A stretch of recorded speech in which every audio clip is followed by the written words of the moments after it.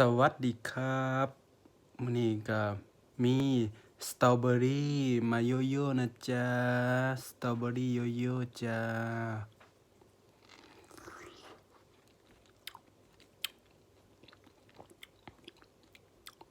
อื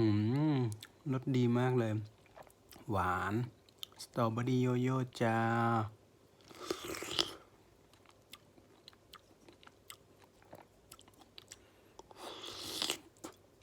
อืม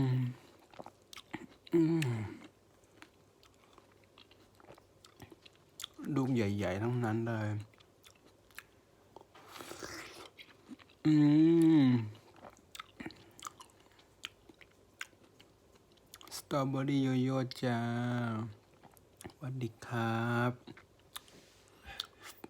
ฝากกดไลค์กดแชร์ด้วยครับสตรอเบอรี่โยโย่จ้า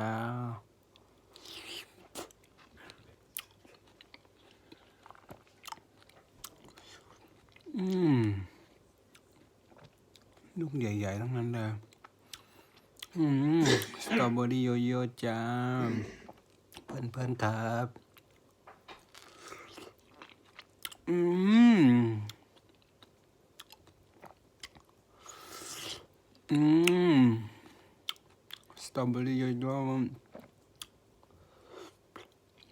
อืมโอเคครับสวัสดีครับไว้เจอกันคลิปหน้าครับครับอยู่ดีมีแห้งเด้อ